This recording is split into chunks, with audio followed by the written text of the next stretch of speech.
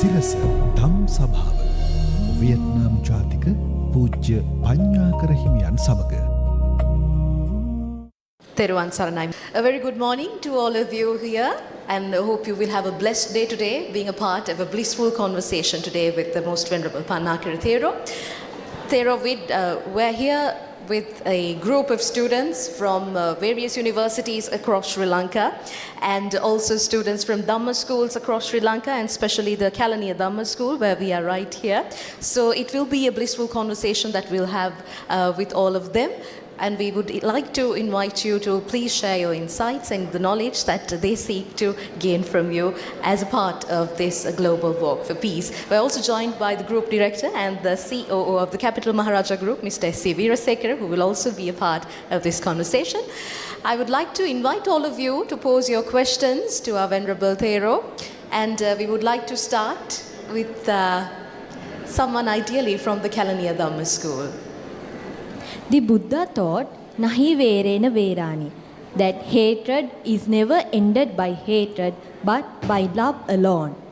When we witness injustice or conflicts in the world, how can we take action to help without losing our own inner peace to anger? Hatred can never cease by hatred, but love and kindness can cease hatred. That is the Buddha teaching. Is that right? In this world, nowadays, there are so many hateful things. There are so many haters. Among us here right now, we don't love each other that much. Right? There's a lot of people that we don't like either. Is that true? Even our neighbors, we are living like next to each other, but sometimes we cannot love each other. Unfortunately, this is the truth. This is the nature of the beings. We cannot do anything to solve that, but we are gratefully and luckily that the Buddha born and show us the way, show us the path to stay calm, to how to handle our emotions, for us not to be drawn into all those hateful things. And for that reason, we as a Buddhist monks who walk for peace is also to raise the awareness of peace to all the people. Because we've been fighting a lot, fighting back and forth, fighting with each other, even in our family, we still don't have peace, right? We cannot have the same understanding, we cannot talk together, and that is where the problem comes from the inside out. Regardless of what's happening in this world, regardless of how people deal with each other, but if we are calling ourselves as Buddhist followers, learning and practicing the Buddha teachings, we should understand that each and every being has their own karma. Like if you practice to purify your mind, then you will live at peace. If you cannot practice to purify your mind, then you will live with suffering at all time. And so when we walk to show the world that loving kindness and compassion and peace is always there, it's just that you have to look at the people surround you as your relatives. If you can see they are your relatives, which they are. In many previous lives, we already been our family members, husband and wife, mother and father, and students and teachers and friends, and so on. And the Buddha also said, in the future, we will repeat this samsara and we will meet each other again. Let's say today. Almost all of you and me, we have never met each other before. Is that right? But why now? Why at this time, right here, that we met with each other, and now we are listening to each other and sharing, and so much love and support to the Walk for Peace monks, and you willing to listen to my message, is because in many previous lives, we have repeated this already. For those of us living busy lives, what is one practical mindfulness habit we can use to stop external stress from entering our inner home? The peace that we always share is from within, right? Peace can never come to us from whoever out there. Regardless of how great and how wonderful that person is, they cannot bring peace to the world. And yet, there were so many ancestors and so many brave people who have tried many things, many different ways to bring peace to the world. But that can only affect to a portion of the world, to a very little amount of people, but not for all beings. Is that right? Us as Buddhist monks are the same thing. We are not walking to fix this world. We are not doing that. We are walking to raise the awareness of peace that is always begins from within. Once you be able to stay calm, patiently, mindfully, look back within, you will find peace. Let's say earlier I mentioned, when people give you lemons, when this world throwing lemon at you, throwing rock at you, and bitter melons at you, you always react with anger. Then there will be no peace. But if they throw in lemon at you, just take those lemons and make some lemonades. Okay? If they throw in rock at you, take those rock, decorate your own garden. If they throw in bitter melons at you, which Sri Lanka eat a lot of sugar, probably a lot of diabetes, cook that bitter melons, consume it, that can cure diabetes as well. So if you can react that way, be kind to the haters, be kind to everything that comes to you without expectation, you'll be able to stay calm and peace. And of course, all that have to come back to mindfulness technique. Without practicing mindfulness technique, we cannot earn that peace. You practice every day. When things pop up in your head, your ear, this physical body, anything happen, if you be able to stay focused, mindful with all that, then you will not suffer. So inner peace is something that we practice every single day to bring peace to ourselves, our family, our neighbors, society, and the country and the world. Without practicing this, there will be no peace. Thank you, Venerable Thero. We have another young gentleman. I would like to ask you, did you notice any significant differences between United States and Sri Lanka while conducting the peace walk? It's a lot different. It's a big difference from United States versus Sri Lanka. United States is Christian country. Sri Lanka is Buddhist country. Is that right? So it's totally opposite.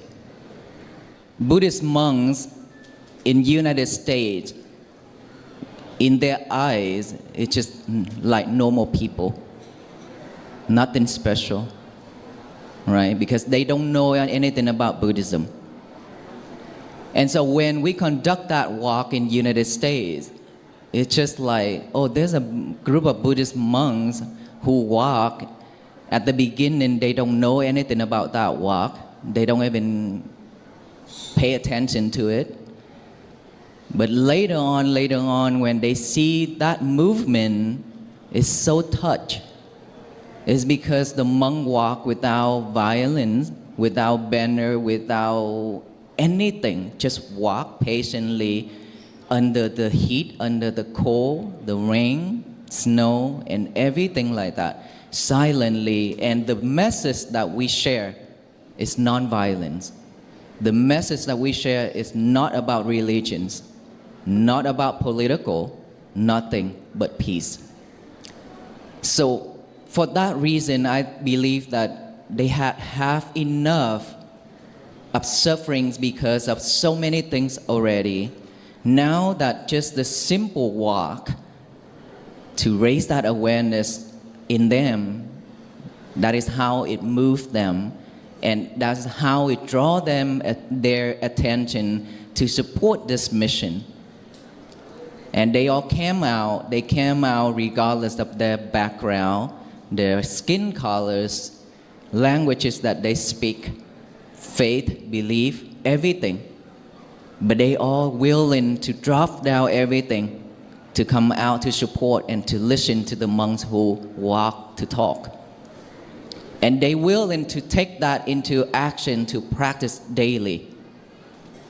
Within a short period of time, walking millions and millions of people in the United States and around the world following and practicing. Up until now, they still practice. Why? It's because the message is so clear. It's nothing about religions. And Buddhism is not a religion, right? Our message is also stay away from all that religious things as well. So in America, it's easier for them to accept once they know the truth of that walk, that message. As long as we don't try to convert anybody, as long as we show them the path the right way, they're willing to accept, which is, this is something very new to the Western world. And again, come back to the first question and first answer I said, because of the right time, right conditions, everything happened that way. And all those people who came out, they already had that seed. Now it germinated, now it's bearing fruit. That's it. Now we flew all the way to Sri Lanka. Only 6-7 days of walking in Sri Lanka. But our monks, we compared, within 6 days of walking in Sri Lanka is more like over a month walking in America. Do you know why? Our first day, thanks to our perfect coordinator, he let us walk from 6 a.m. until midnight. Very long walk. It's because we want to reach to this destination on time. That is why. But I have to tell you my experience. I walked in India before, and I know how it feels with this barefoot on asphalt road. The asphalt are melting, right? Even a loka cannot bear that feeling. He cannot walk. So we are the same. When the sun rises and it's so hot. But I have to say that Sri Lankan is so super nice and kind to get all those banana leaves and make a path for us to walk. I don't know where all those banana came from, but so many of very miles and miles of banana leaves. But without water, that also can burn our feet with that banana leaves, right? And so the first day, I look at my brother monk, Ajahn Piya Thammo, the one who walked behind me. We both look at each other and smile. We know that, wow, this is the first time with this feeling in Sri Lanka the first day. We don't even have time to prepare ourselves. And so we have to endure that, and we have to be mindful with that. And how did we be able to walk like that, but not feeling like angry or anything like that, even though the first day was exhausted? Because we always focus on our mindfulness practicing. When I walk, I always focus on my breathing. So if you try that, if you don't focus on one thing, all those difficulties will distract you. It will pull you off track. You can try it and you see. So always, that's why mindfulness is always applied to every activities: walking, standing, lying down, sitting, and all activities within our daily activities. If we be able to do that, then our day will be much different. So it is so much different between Sri Lanka walk and America, because this is a Buddhist country, and all these lovely people already know how to worship the triple gems, how to offer, and we receive offerings to the point where we feel tired on our hands as well. And so much love to the point that they come out and try to grab us as well. And I have to tell you one thing, that is also not mindful. Even though those are trying because of love, because of hospitality, nothing wrong with it, nothing wrong whatsoever. It's just that we will lose the most important thing, trying to gain a very little thing, which is merit and hospitality, but we lost the big message, which is peace, right? We coming out to support this mission, peace, so we have to be at peace and calm as always, right? When we push in each other, that create chaotic, also injure ourselves and the others. Sometimes they are not mindful enough, they will get mad, right? So we didn't do the right way. But understandable, it's still love, it's still care. But I truly hope that this message from today will apply to all the people around the world in this country, so that later on, if there will be another mission or some other monks who walk on the same path, it will be better for all of us. I always say to my people, and wherever I go, I always say this thing.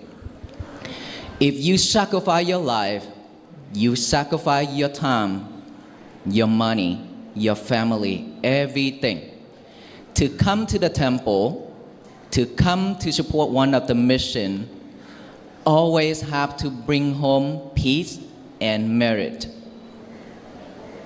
If you come home with anger, unhappy, suffer, then don't do it. Don't waste your time. Because all those time you could do something better. Right? So I hope that this message is clear for all of us, so that we can learn and then we can change that later on. And we still love you all, even though sometimes it is very stressful when people try to grab the monks, but it's still understandable, and we still love you all. Thank you. Thank you very much. We've been talking about kindness and empathy. We've stressed on those two qualities so much, and I believe all of you here are young leaders, and of course a leader should always be kind and empathetic. Those are two qualities that a leader must have. And of course we have Mr. S.C. Veerasekara with us, who has been a great leader for many years, leading different groups in different companies. I'd like to ask you, how important is it for a leader to be kind and empathetic towards those around him? Avasrai Venerable Theros, Theruvan Saranai. I don't think there could be any leader in the absence of kindness, compassion. Because, why you call a leader? Because you always look out for the person to have some assistance, help, motivation, guidance, all these things that we expect from a leader. So why are we calling a leader? I mean, we have this Western teaching of, differentiating boss from a leader. So that leader, as per Buddhism, is someone who can look up and, have some empathy that he or she would help you to develop yourself. So that I'm sure that in the absence of kindness, compassion, there is no leadership. Thank you. Theruvan Saranai. Thank you very much, Mr. Veerasekara. Venerable Thero, you have been leading a group of the Mahasangha throughout this peace walk, and you have also witnessed so many devotees from different countries also coming in to support this global mission. What is your thought on this, about how every leader in each country, whatever the position that you may hold, whatever the group of people that you may lead, how important is it to be kind and empathetic towards those following you? Many people call me a leader of Walk for Peace, and I say, no, I'm not a leader. I'm just a person who walk in front to receive a lot of things. But I go eat after everyone, I go sleep after everyone, and everything after everyone. So nothing good about leadership. And so when we walk that far, and there's so many people ask, can we do it yearly in the United States? And now after that, the walk in the United States, and there's different countries also invited us to come to walk. They always say that we are shepherd too, not just United States. So can you come and walk in our country? I said, right now, I'm focusing starting the Dhammacharya project, the main stupa this year, the next year. And so if we have the chance in the future, we will continue this walk for peace to support the people around the world if possible. But we are not committed in anything, because I don't know tomorrow. I don't want to promise and then I break my promise to you all. And so the message that I share, that even though we already ended the journey in Washington, D.C., by the White House area, but this Walk for Peace journey is just the starting. It's not ends yet. Why? It's because we have to walk every day. And I told the crowd the story of mine. I say, I am one of the fire flyer. And I just fly here and there. Wherever I fly, I want all of these fire flyers to join me with one of my little bitty lights. Cannot shine the whole world, right? But imagine if all the people in this country and this crowd right now add that light together with mine, we can shine the whole country. And that is what I really want. And I'm hoping that it will happen that way, because we suffer too much already. We want something better, and we deserve better. We don't have to be like this. We don't have to suffer like this when we've been born to become a human, and we still suffer a lot. So wherever I go, I really hope that all the people who I meet along the road will join me in this mission to walk with me in spirit by practicing mindfulness every day. That by practicing the message that I share every time, today is going to be my peaceful day. That all you need to do is just write that statement down every morning when we wake up. Why it's so important when it's so simple is because when our mind is vacant, when our mind has nothing to do, it will automatically pick up all the trash to chew it over and over. What are the trash? Trash means all those defilements, suffering, unhappy, and everything. I call those are trash. Everything in here. So when the mind is empty, nothing else to do, it will pick up all those to think it over and over. That is when we are overwhelmed with thoughts, and that is when we suffer. So before the mind picking up all those trash, we don't let it. We don't let it. We give ourselves a chance to be better. By getting a piece of paper out, write out the statement, today is going to be my peaceful day. It's very simple. Write that down. When the mind with the hand is pairing it with each other, by writing that, you're practicing mindfulness. And then you read it over and over with your eyes. Now your eyes and your mind is pairing with each other, practicing mindfulness, concentration. Now, say it out loud. Today is going to be my peaceful day. I want you to repeat when I count to 3, loud and clear, okay? Today is going to be my peaceful day. 1, 2, and 3. I want to hear you louder. One more time. You imagine that energy, if all the people in this country and around the world repeat the same thing in every morning, what's going to happen? It's because we already has been spread hate, anger, delusion, greed, and all kind of hateful things to the universe. And what goes around will comes around. That is why we've been receiving so much disasters. Suffer. Now instead of continue throwing all those hatred and hateful things into the universe, we only throw loving kindness, compassion, and peace message to the universe, so that the universe will return back with full of peace, happiness, and everything. This world will become a better place to live. Peace will be flourished throughout this universe by practicing that simple message every day. Because when we get ourselves ready for the day with that message, it will remind us throughout the day, easily and effectively. So I'm actually studying the political background behind this ongoing war. So I know in order to cover the impact of the Epstein files, only Trump and the so-called powers of USA started this war. So you are basically doing something thorough that even the international law organizations couldn't do.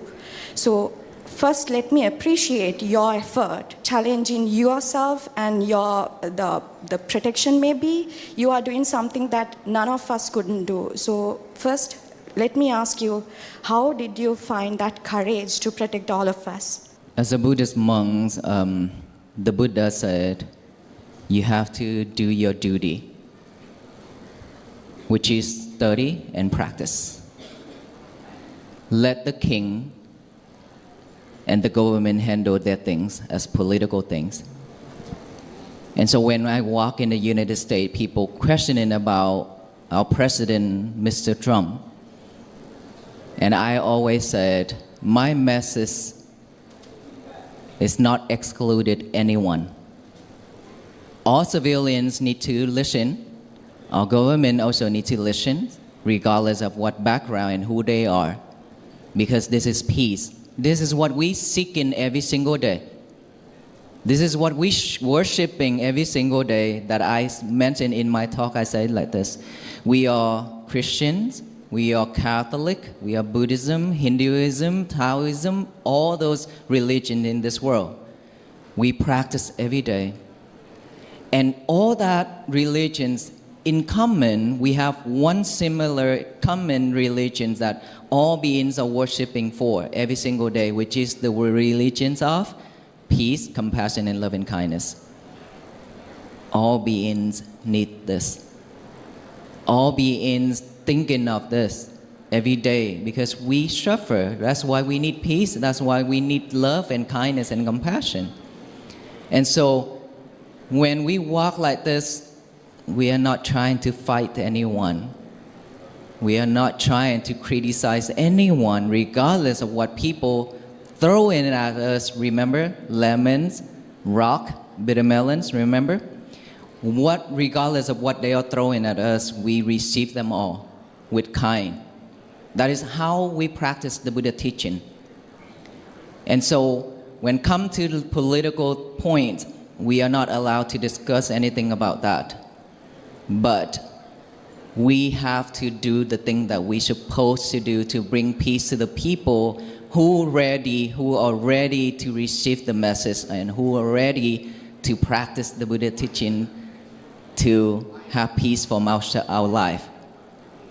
So, regardless of what's going on in this world, war, conflict, and all those things, I know it's very difficult for us to bear all those feelings and difficult for us to stay still, but let us think this way. The more we add to it, the more suffer it is. It cannot solve anything. But imagine, with this much of crowd right now, just only worshiping peace, compassion, and loving kindness, the world is already softened. Venerable Sir, what are some ways that we can do to promote peace as young school children? Yesterday, I talked about the students. How many of you have cell phone? Raise your hand. Students. How many of you have cell phone with you? Mobile phones? How many of you have mobile phones? Okay, with you. All How right. many of you love playing games? How many of you love playing games? Games on the phone? Video games? How Raise many your- of you love to surf the internet? How many of you like to surf the internet? Internet again. Don't be shy, okay? Internet එකේ surf කරන්න කවුද කැමති? හැමෝම වගේ කැමති නේ? Okay. Probably because of the situation, because of materialities, we don't have enough, and it's not when our living is not wealthy enough, so that's why we don't have a cell phone. But in those developing the country, let's say America, a little kids have iPad, and they just stick in their face and their eyes to that iPad every day, right? Playing game, go online, Facebook, YouTube, TikTok, everything. But now we are very great. You must be grateful because you don't have those yet. Not many, not much. But still, there are many other things that also pull you off track as well. So, as a student, regardless of what you have, even if you have cell phone, then please remember this. First, 1 hour before bed, no cell phone. 1 hour after you wake up, no cell phone. Or 2 hours, even better. When you wake up in the morning, the first thing you should do is what? Make your bed. How many of you make your bed after you wake up? It means that you need to clean and fold your bed sheet and everything. Raise your hand. Okay. Some people are just like this, afraid. I only do half. When you wake up, you make your bed, you fold, you make it look nice and neat. That is practicing mindfulness. You clean the bed, you clean your mind. After that, you go to the bathroom. For those who have cell phone, This is going to be the habit of using the cellular phone, which I call your lover. In the United States, when I walk, I call that cell phone as a lover. Okay? So if you bring your lover to the toilet and talk,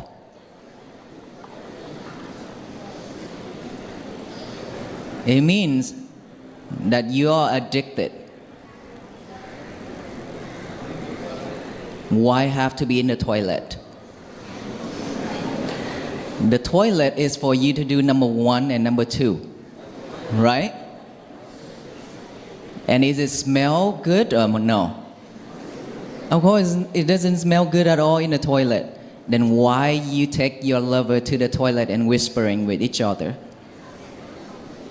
Sometimes you are unmindful, you drop your lover into the toilet bowl. Now you have to buy a new lover. And you don't know, there are people out there waiting for their turn too to go to the toilet, to talk to their lovers. So you have to be kind to them too. Okay? All those are fun, but it's serious. Because this is going to be the habit in the future if you are not yet developed that. All the students, all the people in those developing countries, they use the toilet in the bathroom a lot. Sometimes when you go to the bathroom and you hear talking. Yeah. What are they talking?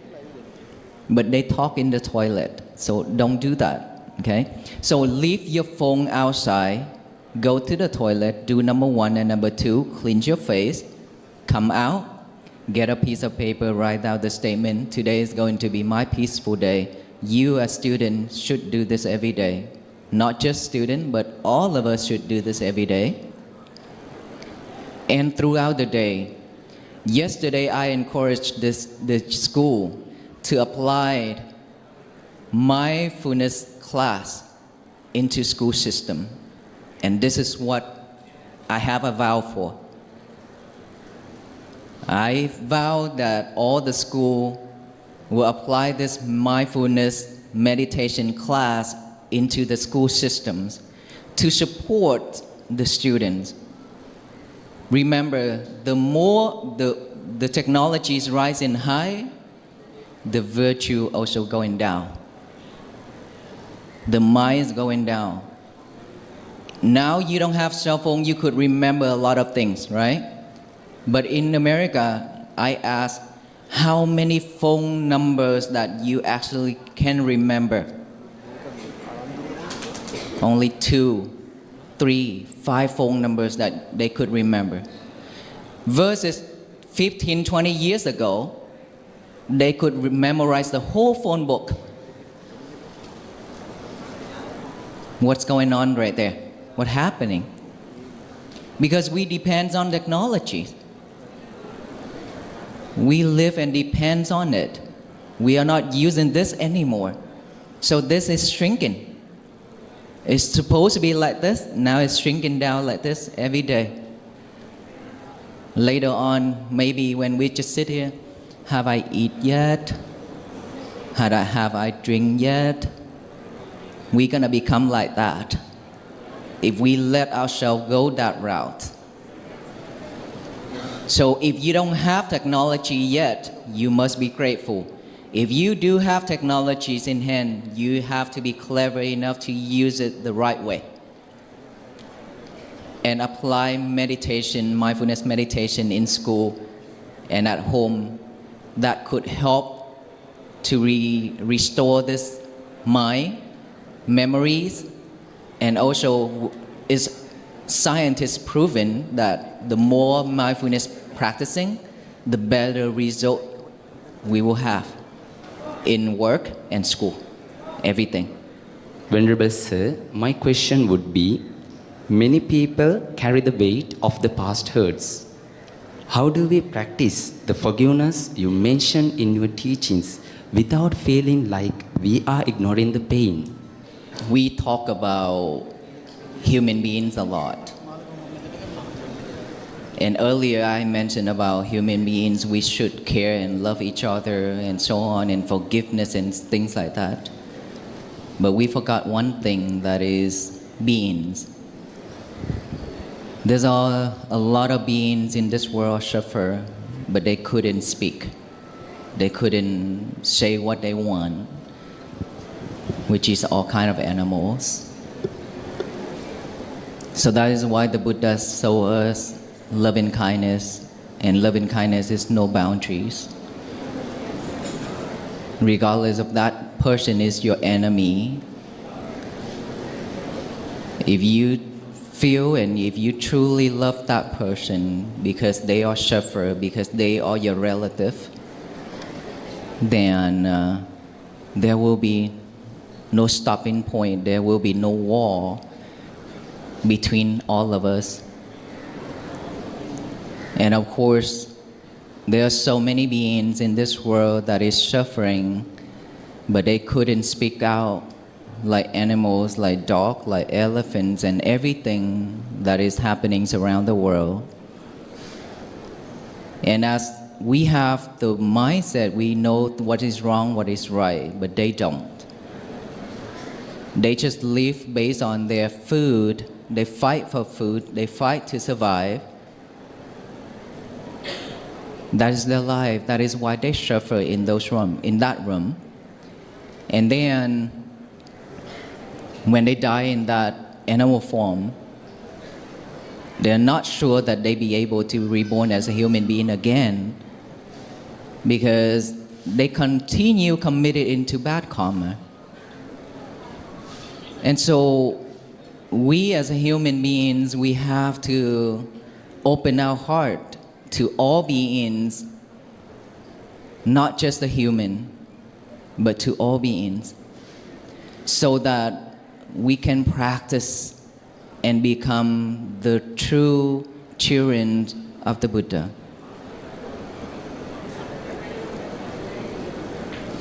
Sometimes loving kindness is not, we don't have to think it's so big.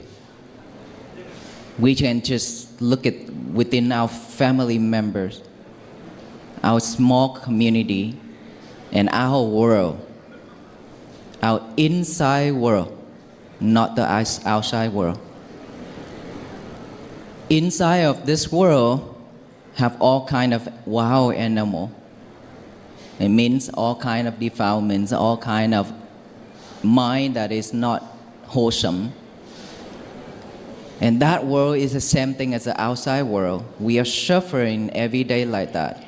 And we are not be able to kind for ourselves, because when we commit into something, then we get angry at ourselves.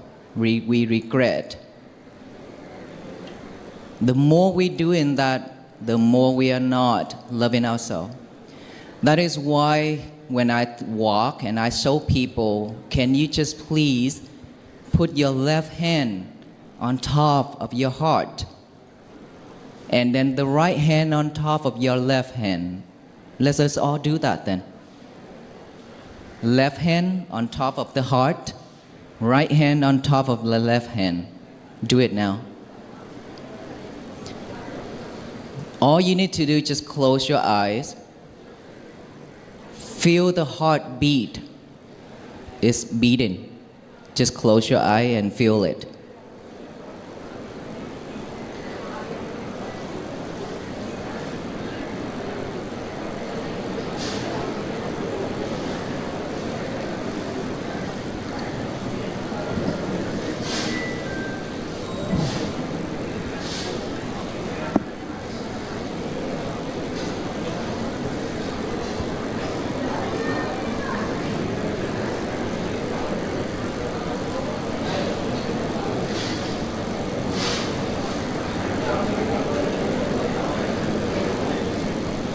Because of unwisdom, I had done wrongful things to all beings. I am now asking for forgiveness. Because of unwisdom, I had done and committed into unwholesome things that hurt myself, I'm now forgiving myself.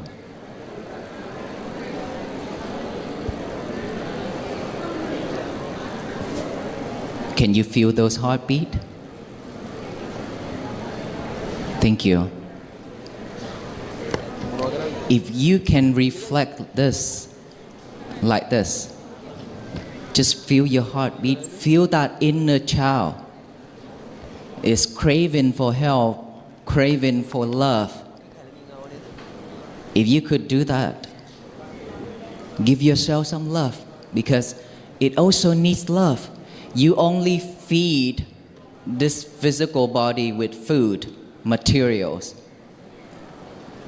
But your inner child, which is your mind, also hungry. Every day. That is why it's shrunken. Now you need to feed that. You need to feed your inner child with kindness. That is how you start to radiate this metta, loving kindness to all beings. By mindfully doing that for yourself, ask for forgiveness from yourself. We are all beings, all human beings, we committed into so many things wrongful. Thoughts, speech, actions. But those are also the past. No one can change history. What is already done is become history. We cannot undo it. But what we can do is to ask for forgiveness for ourselves, from ourselves, and let it go. Whenever those thoughts pop up again, take a deep breath, feel your inner child, give yourself some love, move on to the next step. Instead of holding all those regretful things. If we can do that, we are practicing mindfulness, we are practicing loving kindness, metta. To us, what about the animals? They can't do all that. They cannot do all that. That is why we as human beings, we have the ability to do that to help, which is don't hit them, don't kill them, don't hurt them. You know why we don't do that? Because they are also our relatives in many past lives. Talk about Aloka. Aloka was a stray dog following us on the journey of walk in India and Nepal on day 6 from Kolkata, India. By the time he saw us walking and he joined the team, at the beginning he was afraid to get closer to the monks when we tried to feed him and give him water. He's still scared because he was a stray dog. And that's why now you can see wherever he goes, if he sees dogs, he just wants to protect himself. That's why he growled. Because he's scared. He's been into many fights. Even though when he walked with the monks, he encountered a lot of fight with the wild animals and dogs. That is why he always protected. But why he stick with us that much? I truly believe he was a monk before too. It's just because of Sila, maybe. He became a dog. And now he found the way again. That's why I named him Aloka, light, hoping that he will find the light of wisdom to liberate all kind of suffering, to gain the nirvana stage. That's why I named him Aloka. It means that we have some type of connections in the past. That is why he follows us that way. That is why now he's on the peace mission, same like the monks. There are so many people love and care for him. He has millions of fans and followers all over the world. So they care for him so much. You know, the journey for him to come to Sri Lanka is very difficult. And not many people wanted him to travel. They care and they protect him. And they also talk about me being not caring for him too. But I always said, he has his own mission, same as the monk. Even if we die, we are okay with it. We are happy to die to bring peace to some people. Just a stray dog could do that. Means that there are so many more animals out there could be able to do that. It means that we have the connection together. If you learn the Buddha teachings, we'll find out that in many suttas, Buddha talk about that dog is watching out the goal that he was buried in his previous life and now reborn as a dog and then just stay in there and watch out those goals and things like that. Remember? So tell us that they are all our relatives. And in the future, we will become relatives again. So we should protect them, their life, because they don't have the ability to protect themselves. But instead, they keep on killing to keep them survive. So no boundaries for loving kindness and compassion in Buddhism. Today, we all, especially youngers and students, use social media as also AI technology, especially AI technology for their learning and works. How we can use this AI technology for make peace in people's heart? AI technology. This is one of my talk I said, when we eat, nowadays AI can do a lot of things for us, which is wonderful. Nothing wrong with AI, okay? Don't get me wrong. But there are so many people misuse it. Let's say earlier I mentioned to you about forgetting our mind, our memories. Remember about technologies, because we dependent on it. Now that so many students, even if you want to write a very simple essay, a simple email, you also ask AI to do it for you. What's going to happen? Back then we can calculate the math, we're using this. Now we don't use this anymore. We use AI to solve the problem for us. So if we keep doing that to ourselves, we are not us anymore. We are just a robot. And sometimes there are people go online and ask AI, what should I do about this? How should I think about this? Hello, it's you, it's your mind. Why you ask AI? AI cannot eat for you. AI cannot breathe for you.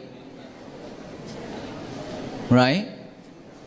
So if we be able to manage the uses of technologies, then we are in a safe hand. But if we not, we depend on it, and if we misuse it, we will ruin our life. We will ruin our life. Always try to solve the problem with this first. Until you are overwhelmed, until you are out of resource, then now you can ask for help. Ask AI for help. But before you use this, don't touch, don't ask. Instead, ask your mind. You should do that. Regardless of how wonderful the AI is nowadays, it's just the tools. If we don't use that tools the right way, we will kill ourselves. Just like holding the knife. You are holding the knife on your hands right now. If you are clever enough, that knife is very sharp, isn't it? It's very sharp. If you are not mindful, if you're not clever enough, you will slice off your skins, you slice off your fingers, your ears, everything on this body, and you could kill the other two. So we have to be clever, have to be mindful, holding that knife. AI technologies are the knife that we are holding right now. Must be extra careful. Use it the right way. Use it when you need. That is very important. Okay? Always use this first before asking for help. If you can do that, you'll be okay. That's why mindfulness is jumping in right there too. My dear students, we have come to the end of today's session, but before that I'd like to take a moment to thank the Kelaniya Rajmahavihara for giving us the opportunity to have this blissful conversation, and also to Mr. Veerasekara for joining us today, and also to our students from the different Dhamma schools, the universities and the schools for being here with us today to be a part of this conversation. And finally, Venerable Thero, this is the youth of Sri Lanka, the future of Sri Lanka that you see before you. What is your final message to the youth of Sri Lanka? My final message. Today is going to be our peaceful day. Practice like that. I think that I have covered a lot today, and we should take that into action and don't waste our time anymore. We don't have a lot of energy and time left in this world, so utilize your life as a human being. Do that before we leave this world, because we don't know if we'll be able to reborn as a human being again. For that reason, always practice mindfulness and repeat that message every day. Today is going to be my peaceful day. Thank you so much, and may you all be well, be happy, and be peaceful with all the merits that we as a Buddhist monks who walk for peace, who have cultivated during the walks in India, USA, now Sri Lanka. I would like to share it to all of you here and all the beings here. May you all always be well, be happy, and be peaceful, and always have a great teachers to guide you to practice the Buddha Dhamma and liberate all kind of sufferings, attain Nirvana. Namo Buddhaya.